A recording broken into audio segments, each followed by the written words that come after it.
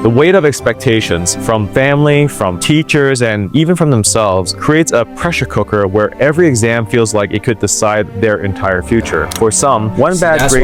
That's why I can't go to college or university, bro. Like, how you gonna tell me to go to school after I just graduated school? That's some whole ass shit, bro. Talking money, nigga, talk about a fact. Shorty be Latina, so I'm throwing up my gun. Shorty got a little clip, we really but a fit. Shorty wanna take a pic, so I will fight it. But I got blonde hair, she's singing on my songs. I'm with my white boy, so he's smoking on the box.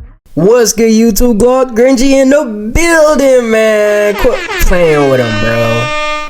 Today we're reacting to why Korea has the highest suicide rate in the world.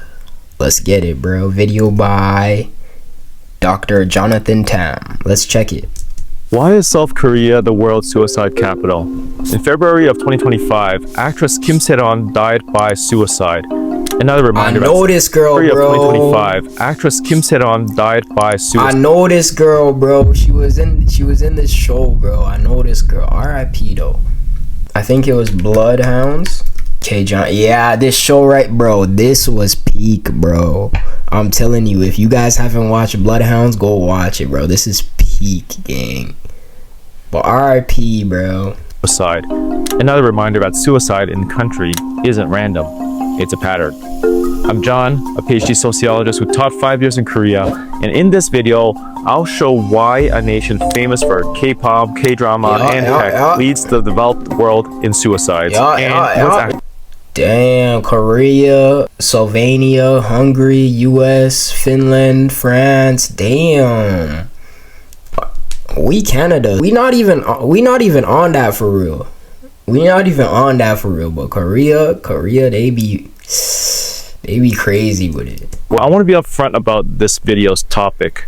It's hard to talk about. As a sociologist, my job here is to unpack what's driving this crisis as clearly and as honestly as I can, so we can all understand it a little better. But before we go further, I want to acknowledge the pain and angst surrounding suicide. This isn't just about statistics and deep societal distress. For some of you, this topic may hit too close to home, and my goal is to approach it with as much sensitivity and respect as possible. I don't know, bro. My thing on suicide, like, I'd be too scared to kill myself. Like, you know what I mean? I'd be too scared. Like, I couldn't do it.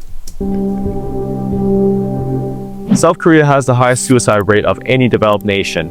In 2024 alone, more than 14,000 people took their own lives.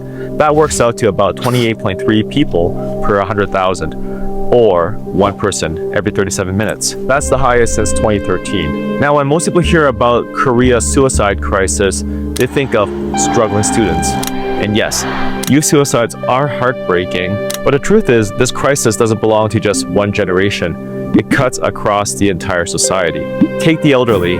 Over 40% of seniors in South Korea live below the poverty line. In Seoul, you'll see old men and women hunched over carts of cardboard, collecting scraps to earn maybe $10 a day. These are the same $10 a day? people who built Korea after the war. Now living out their final years in tiny apartments with children who might stop by maybe once or twice a year. Tradition says respect your elders, but reality leaves them invisible, isolated, and broke.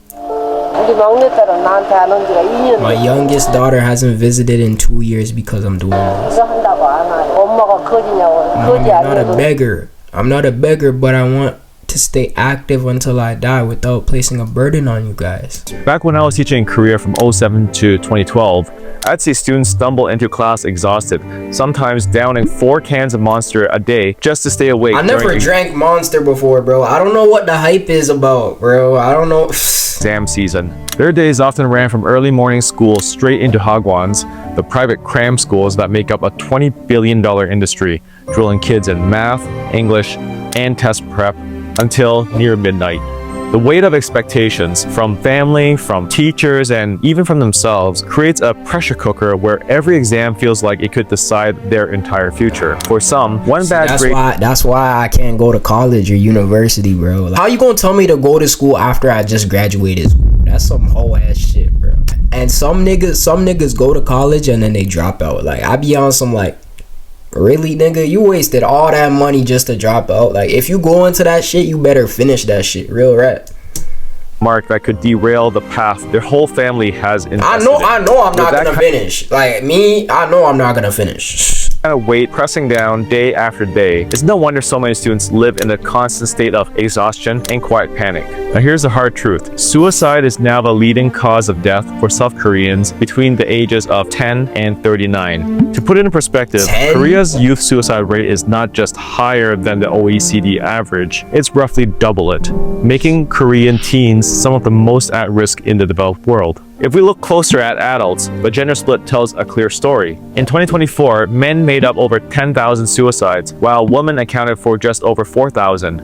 Men are more likely to die, Yeah. but women are more likely to attempt and seek help. It's not one crisis, but two. One's more lethal and one's more frequent. South Korea is one of the world's most densely populated countries, with about 529 people per square kilometer. Cities like Seoul, Busan, and Daegu. When you see these cities from like up above, they look so cool though. Like they like look at that shit, bro. I've never been to a country like that, bro. I never been to a country. I always wanted to go to Japan because Japan is like futuristic and shit. Niggas say they're living in like 2028 or some shit, bro. They living in the future.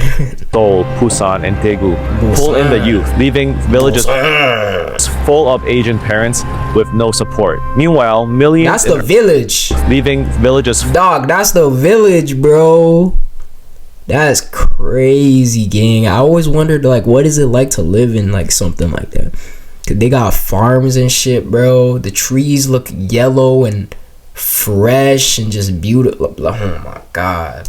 full of Asian parents with no support. Meanwhile, millions in urban towers live side by side without ever learning their neighbor's name. Whether it's loneliness in the high-rise or abandonment in the countryside, isolation does take its toll. That's why this crisis doesn't just belong to one group. Women face stigma if they put their career before marriage, marry late, or divorce. And on top of that, they're pushed by Ooh, relentless she's a baddie.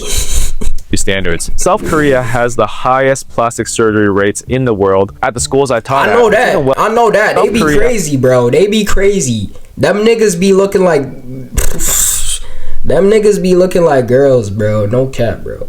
Them niggas be, the niggas there be looking like girls, gang. Brazil is up there too. I didn't know Argentina was like that for real, but actually that's South America. Them South Americans, they be on them BBLs and shit, bro.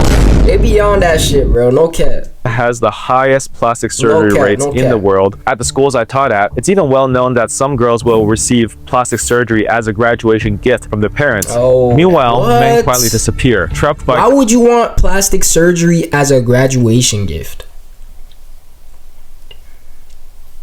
That's weird. That's weird. Korean-style Confucian stoicism. They're taught to swallow their pain, avoid seeking help, and measure their worth by providing for their family in a capitalist system that feels rigged to keep everyone but the rich in their place. No corner of society is spared. Korea's suicide crisis doesn't just target one group, it adapts, like a virus, For sure. exploiting whatever weakness each group carries. And that's why this isn't just about numbers. These are symptoms of something deeper. A society that rocketed into modernity so fast it left millions without the social anchors that once held communities together. When society breaks apart. More than 100 years ago, French sociologist Émile Durkheim coined a term for what happens when society changes too fast, anomie. It describes a state of normlessness, which is when the old rules vanish, but new rules haven't really formed yet, leaving people feeling adrift without guidance. Durkheim even outlined 4 types of suicide, and one of them, anomic suicide, happens when this breakdown of social norms makes life feel unstable and meaningless. Just think about Korea's transformation. In only a few decades, the country shifted from rural farming villages to some of the world's largest megacities. In the past, Korean villages worked like built-in social safety be nets. honest, Everyone I don't really like cities. I don't like cities. They're too loud. They're too noisy. You can't breathe. You can't go for a run. There's no sidewalks. Everything is always just I fucking hate this city. On God, bro. knew their neighbors at all stages of life. I'd still go to Japan though, just because it looks cool. But I don't like cities, bro. The city, big extended families with cousins, aunts, uncles, grandparents, all under one roof collapsed into small 3 or 4 person households. The result wasn't a gentle shift, it was a tear. And out of that tear, a new set of pressures emerged. Education became hyper-competitive because when things are uncertain, the best way to feel certain, get respect, and to be hired for a good job is to get credentials. That makes Work sense. turned cold and brutal because climbing the corporate ladder replaced honoring the family name. And social media poured fuel on that fire, amplifying isolation and comparison with keeping up with the Lees and Kims. Traditional support systems collapsed, but the new ones weren't ready, leaving millions of people feeling afloat in a society they barely recognize. Who the fuck told you to get that haircut? Damn, what the fuck? Durkheim's concept of normlessness gives us a powerful lens. When change outpaces human adaptation, suicide risk rises. And in Korea, this loss Wait, of what'd he social say? adaptation When change outplaces human adaptation, suicide risks rises. What does that even mean? It means when the world changes faster than people can mentally or emotionally adjust to it, the risk of suicide goes up. If life keeps speeding up and people don't get that time, support, or stability to adjust, some people feel lost and I feel okay, that makes sense. suicide risk rises. And in Korea, this loss of social anchors collided So with something they just moving too fast, some niggas can't handle. even heavier. A culture where personal failure doesn't just shame the individual, it stains the entire group. It's like if one person in the family is considered a failure, then everybody looks at you as a failure type shit. In medieval Korea, education was seen as a way to get out of poverty. Entire villages would pool resources to back a single candidate for the gwakyo, the old civil service exam. Every family sacrifices, sending the village's single brightest kid to study the Confucian classics, while the other kids work the rice paddies. If he passes, he'll become a government official and the whole community shares in the glory and will profit from the official trickling down benefits from his position. But if he fails, it wasn't just his loss, it was a collective shame, and he was to blame because he was the chosen one. You were the chosen one! That's why the Korean phrase "면목이 없다," no face, can mean more than embarrassment, to the extent of being kind of a social death. Records show that some scholars took their own lives after failing the civil service exams. They weren't just crushed by personal disappointment, they felt the unbearable weight of betraying everyone who had sacrificed for them. 시간을 더 줄여가지고 짬내 I eat more quickly to reduce the amount of time spent on meal. What the fuck? I eat more quickly to reduce the amount of time spent on meals so that I can use it to study more or memorize words. 하루에 Dude, 평가받는 that's insane, bro. That's insane. 게 조금 It's an incredible The work you're doing is not boring. It doesn't get boring, gang. It doesn't get boring. You don't want to take a walk or go to the park or some shit. amount of pressure to have everything depend on your performance on one day, but I think it's an inevitable reality. 봐요. Today, every November, the Sunong puts the whole country at a standstill. It's an 8-hour marathon of back-to-back Some of these people genuinely work themselves to death. On God. On God. exams for high school students. Seoul falls silent on exam day. Shops shut, banks close, and the stock market opens late. Construction stops, and planes are grounded, and even the military drills pause. The silence breaks only for sirens. Police racing late students through traffic under an actual government policy that treats exam day like a national operation. Because if you miss the start, the doors lock, and this one slip up could screw up your entire future. Meanwhile, anxious parents crowd temples and churches, clutching photos of their children, bowing and praying in sync with the exam schedule. Officially, student scores are posted on a national website about a month after the exam, but unofficial sites leak the results almost right away, letting students instantly compare their score to the cutoff of their dream university. You also see how you stacked against others, and of course, comparison is the thief of joy. And how you score on it dictates not only whether you will go to university, but can affect your job prospects and income, which in turn determines where you'll live and even future relationships. It can literally feel like you and your family's fate hangs on this one single test. Alright, now forgive my Korean because it's not that great. But the old philosophy of kosengote nagi onda, which stands for bitter That sound living. pretty smooth, gang. I ain't gonna cap, bro.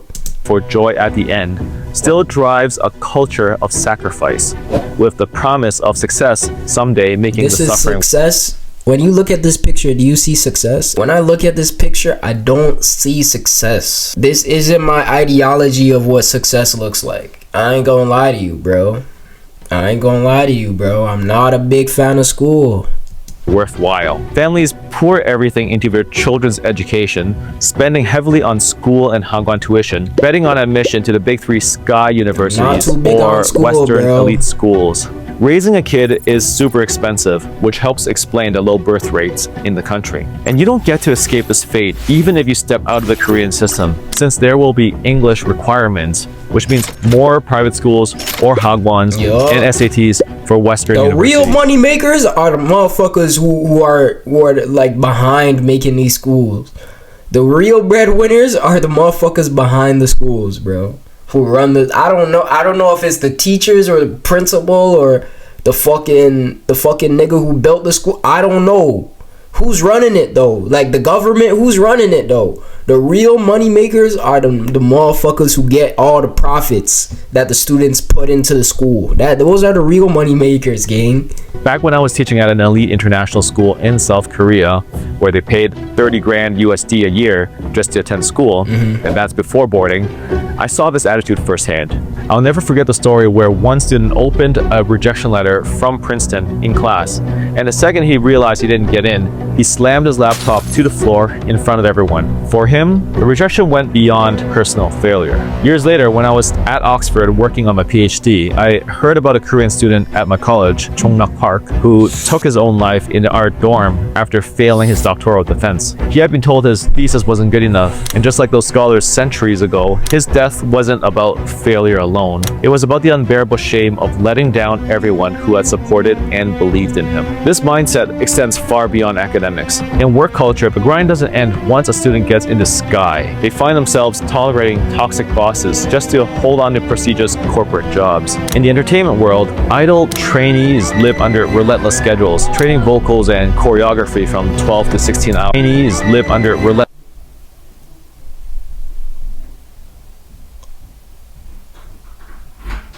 schedules, training vocals and choreography from 12 to 16 hours a day, dieting to dangerous extremes, and living in dorms under constant surveillance. Most never debut, and even the ones who make it often face contracts that control their weight, their friendships, and even their dating lives, all for the slim chance contracts that control their weight, their friendships, and even their dating lives, all for the slim chance of standing on stage. This is bad.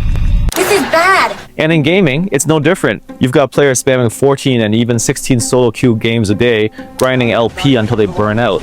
Losing streaks tilt them into frustration, but they keep pushing and chasing that razor-thin chance of breaking into Challenger. League of Legends is one of those games where if you haven't been playing for years, good luck, buddy.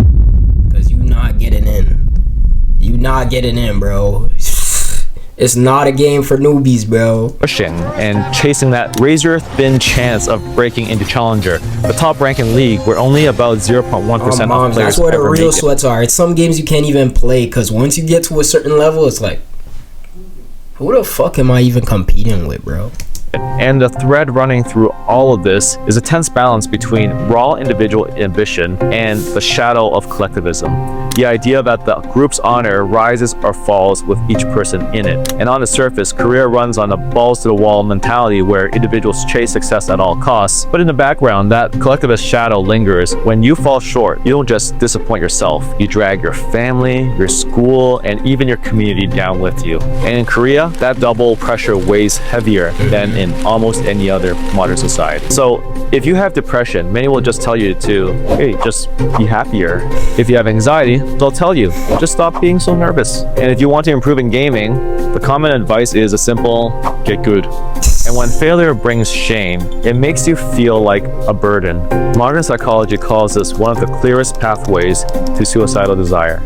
And tech has only made it worse. Social media creates permanent records of failure. Cyberbullying turns private struggles into public humiliation.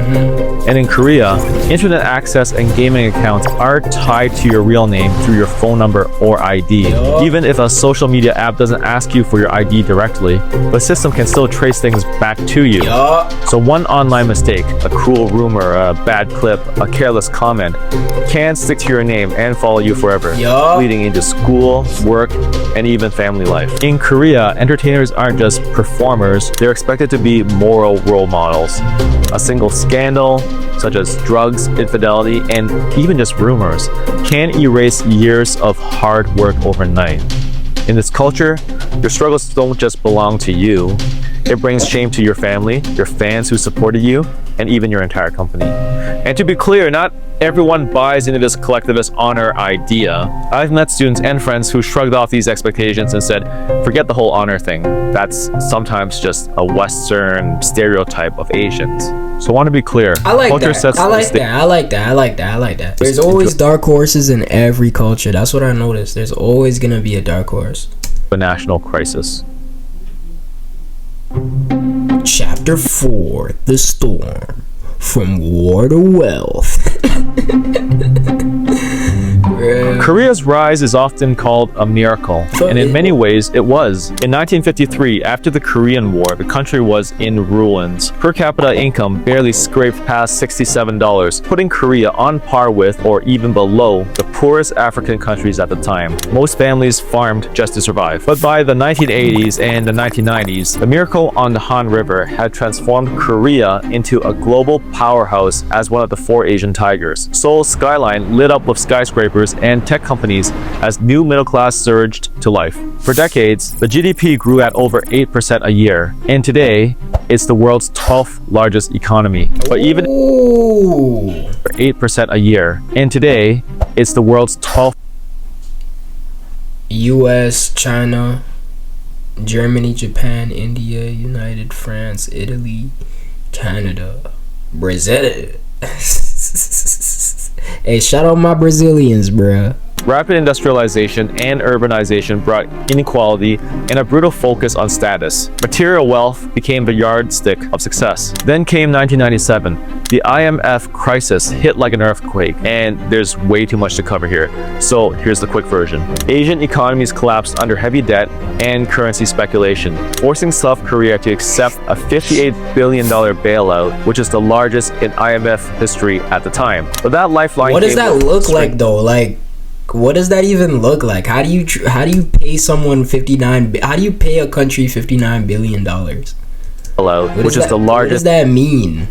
In IMF history at the time. But that lifeline came with strings attached. Heavy restructuring, mass layoffs, and sudden collapse of lifetime job security that millions of Koreans had trusted. Companies fell apart, and people who studied hard and landed prestigious jobs suddenly found themselves unemployed and humiliated, and inevitably, suicide rates spiked immediately. The old promise that hard work would lead to stability was broken. Secure jobs turned into short-term contracts, and young people had to fight harder for fewer opportunities, while aging parents were left alone. A country that had risen from poverty to wealth suddenly saw its foundations shaken. South Korea's been engulfed by a storm over working hours, and the world's paying attention to a Korean culture of death by overwork, and what looks like a battle between business interests and those who've been fighting to achieve work-life balance. And out of the wreckage of the IMF crisis, modern social problems dug their roots deeper. Education pressure soared because going to a top school felt like the only ticket to stability. Work stress became the norm, with companies demanding crazy hours as proof of loyalty. Meanwhile, mental health services stayed underfunded, and the stigma of asking for help kept many Koreans from reaching out. Fast forward a decade later, the 2008 global financial crisis brought another shock. But by then, the damage was already baked in. Korea had turned into a dog-eat-dog society where people compete desperately for shrinking opportunities, all while the traditional safety nets of family and community. A picture could tell 1,000 stories. In ruins. What emerged was a uniquely toxic environment. Success became measured in test scores, job titles, and paychecks. On the other hand, failure wasn't just personal disappointment. It meant you let your family down and You had to said become that a like burden. 3 times now. I'm starting to catch on. Like you're just repeating the same bro. You said that like 3 times, gang. I think I got the point, bro. I think I got the point, bro. I think I got the point.